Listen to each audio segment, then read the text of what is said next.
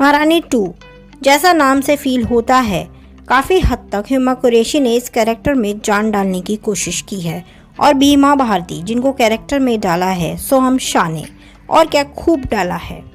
देखो यार, ये महारानी का सीज़न 2 है। यदि फर्स्ट की बात करें तो शॉर्ट में बताऊं कि इसमें बिहार की राजनीति के बारे में बताया गया है।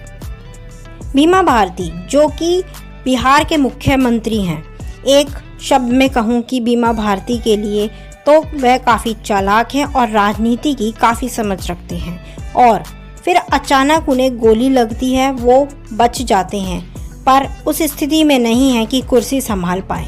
इसलिए वो अपनी पत्नी रानी भारती को प्रदेश का मुख्यमंत्री बना देते हैं बहुमत के साथ। पहले पार्ट में रानी भारती को 4 लोग उठाकर विधानसभा लेके जाते हैं क्योंकि वो अपने घर के कामों और बच्चों से खुश हैं।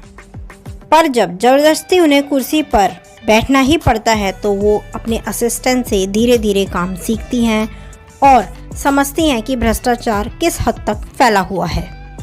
और उन्होंने पाया कि पार्टी और प्रदेश में बहुत घोटाले हुए हैं और उन्होंने इसकी जांच करवाई और अपने ही पति को आरोपी पाया और उन्होंने उन्हें जेल भी भिजवाया। ये तो बात थी सीज़न 1 की। सीज़न 2 इससे आगे बढ़ा और राजनीति और गहराई। बीमा भारती जो कि जेल में बंद हैं और रानी भारती जिन्होंने अब भी मुख्यमंत्री का पद संभाला हुआ है, काम कर रही हैं, पर भ्रष्टाचार कहाँ एक व्यक्ति से खत्म होने वाला है। रानी भारती मुख्यमंत्री जरूर हैं, पर असली काम तो बीमा भारती जेल से संभाल रहे हैं। बीमा भारती अकेले भ्रष्ट नहीं है, उनके साथ उनके सभी मंत्री भी भ्रष्ट हैं जो बीमा भारती की मदद करते हैं भ्रष्टाचार फैलाने में। विपक्ष हर राजनीति में होता है और इसमें भी नवीन बाबू के रूप में है। बीमा भारती जेल से छूट जाते हैं और अपनी अलग पार्टी बनाते हैं क्योंकि पुरानी पार्टी में तो रानी भारती मुख्यमंत्री बनी हुई हैं। अब आता है वो दिन जब रानी भारती के पक्ष में कोई नहीं है और सभी उनसे समर्थन वापस लेके सरकार गिराने के लिए इकट्ठा हुए।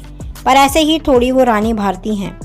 उन्होंने घोषणा पत्र में लिखे वादे को विधानसभा के पटल पर रख दिया। जी हाँ, आरक्षण का मुद्दा, वर्मा कमीशन का प्रस्ताव उन्होंने विधानसभा में रखा और बाजी मारी।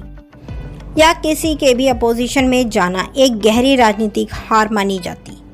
नीची जाति के लोग उन्हें वोट नहीं देते। खैर, इस बार तो वो अपनी सरकार बचा ले गई। फिर चुनाव आए और बीमा भारती जीते, पर पूर्ण बहुमत से नहीं। अब सरकार बनाने के लिए उन्हें किसी और के समर्थन की आवश्यकता है। उन्होंने नवीन बाबू से बात की, पर कुछ बात नहीं बनी। फिर वो गए रानी भारती के पास और उनकी बात हुई रानी भारती से। और अगले दिन होली थी।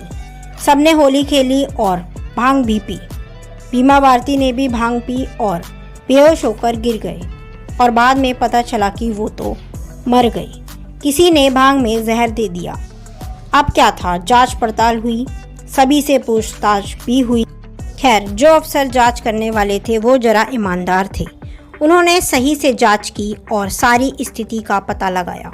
और हाँ, मिश्रा जी जो बीमा भारती के खास थे, उनसे कुछ बहस होने पर उन्हें भी बीमा भारती ने पार्टी से निकाल दिया था। उन्होंने भी जांच की। जांच तो सही हुई, पर कानून में भ्रष्टाचार के कारण सही से पहुंची नहीं। मार्टिन जो कि इस जांच के ऑफिसर थे, वो रानी भारती के पास गए और सब सच्चाई बताई। दरअसल चुनाव जीतने के बाद बीमा भारती रानी भारती के पास गई और उनसे समर्थन मांगा सरकार बनाने के लिए, पर रानी भारती ने शर्त रखी कि कोई भी भ्रष्ट मंत्री नहीं बनेगा और कानून के तहत उन पे मुकदमा भी चलेगा और यदि जरूरत पड़ी तो उन लोगों को जेल भी जाना पड़ेगा। यदि ऐसा बीमा भारती के साथ भी होता है तो उन्हें भी ये बात माननी पड़ेगी और जेल जाना पड़ेगा। रानी भारती के समझौते पर बीमा भारती ने हामी भर ली। हामी भर के बीमा भारती अपने घर चले गए और अगले दिन होली थी। पर उनके भ्रष्ट मंत्री के पास जब तक ये बात पहुंची तो उन सब ने मिलकर बीमा भारती को मार दिया और इन सब का मास्टरमाइंड विपक्ष में बैठे नवीन बाबू थे। और नवीन बाबू ने सभी भ्रष्ट मंत्री के साथ मिलकर बिहार की सरकार बनाई। भीमा भारती के मर्डर का सारा इल्जाम रानी भारती पर लगाया और उन्हें जेल भेज दिया।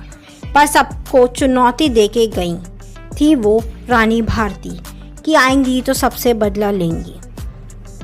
सभी कैरेक्टर ने दमदार रोल निभाया, स्पेशली हुमा कुरैशी ने उर्फ रानी भारती ने। तो आप जाइए और सोनी लिव पे महारानी 1 और 2 देखिए। थैंक्स फॉर वॉचिंग पागल बॉलीवुड।